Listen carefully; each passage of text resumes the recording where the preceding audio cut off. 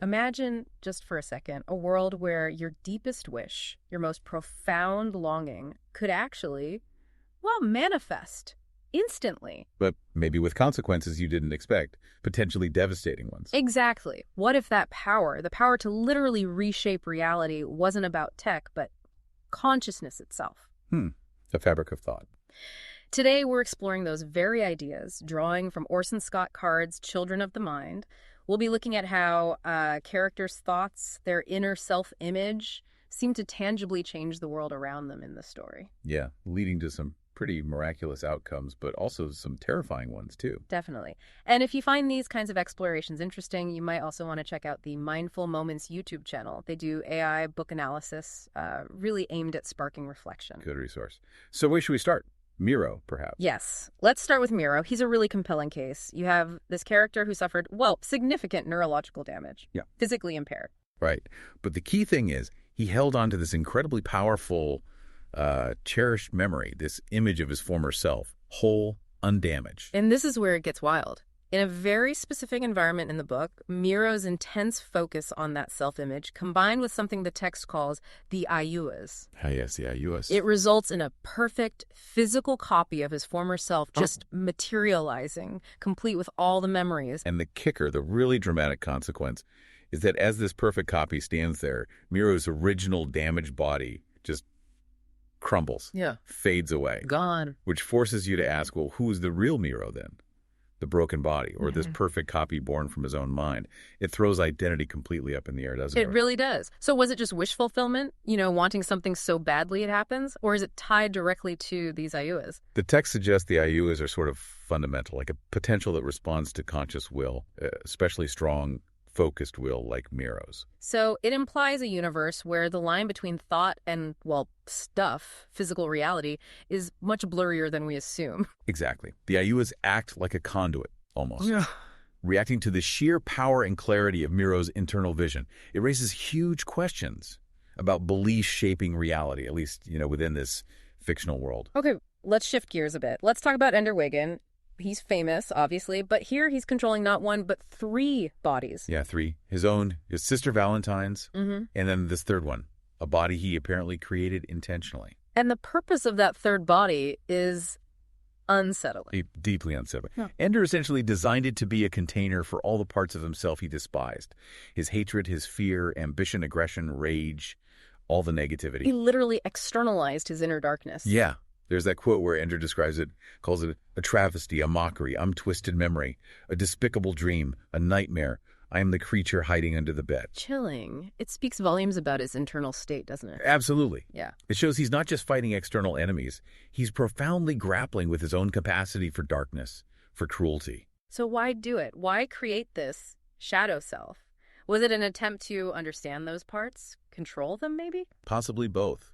Maybe by giving them physical form, he felt he could confront them, or maybe even purify himself by separating the good Ender from this bad one. It's a radical idea. And it suggests, again, within the story's logic, this potential for our inner demons, our internal states, to take on actual, tangible form.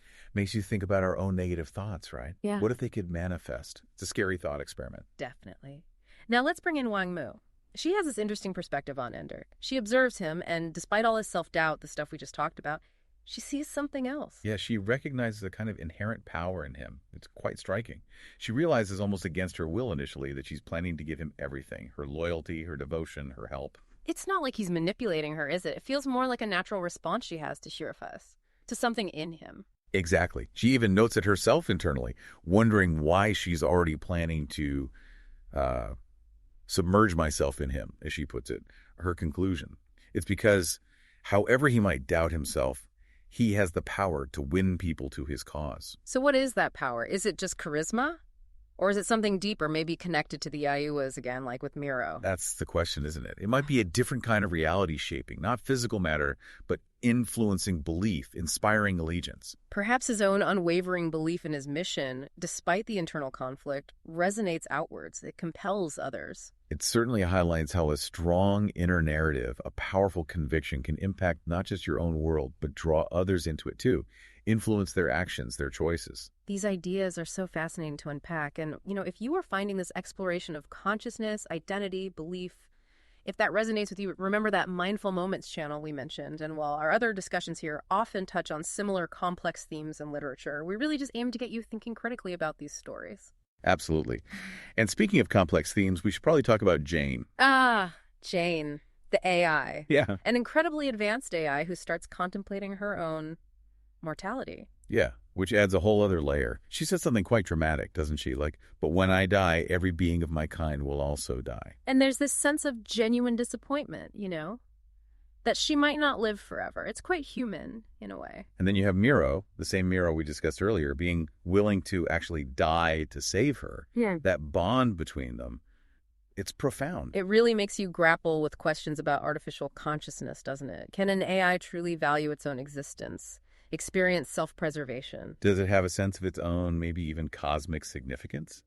Jane's statement implies this vast interconnectedness among her kind. And Miro's willingness to sacrifice himself suggests that deep bonds, real connections, can form across that biological-artificial divide. It speaks to the value of existence itself, maybe, regardless of origin. Yeah, it pushes us to think about what makes an existence meaningful and what mortality means, even for something not traditionally alive. So, looking back at all these examples from Children of the Mind, Miro, Ender, Wamu's view of him, Jane, they offer this really compelling lens, don't they? Definitely. A lens on how our inner worlds, our thoughts, desires, self-perceptions, might just have the potential to shape external reality, at least, in fiction. But it invites reflection on our own lives. For sure. Like, think about Miro's story. What idealized version of your own past self might you hold on to sometimes? And what would the implications be, even just hypothetically, if that ideal suddenly became real, took physical form right now? Yeah. Or consider Ender and his shadow self. Are there parts of yourself that you maybe fear or dislike or try to push away? How do you manage those inner conflicts? We all have them, right? Absolutely. And finally, thinking about Wangmu and Ender's influence. What kind of power, maybe subtle power, do individuals actually hold? How might that power, maybe even unconsciously, shape the beliefs and actions of the people around you? It's a lot to think about. And honestly, we've only scratched the surface of the ideas packed into Children of the Mind. Oh, absolutely. There's so much more there.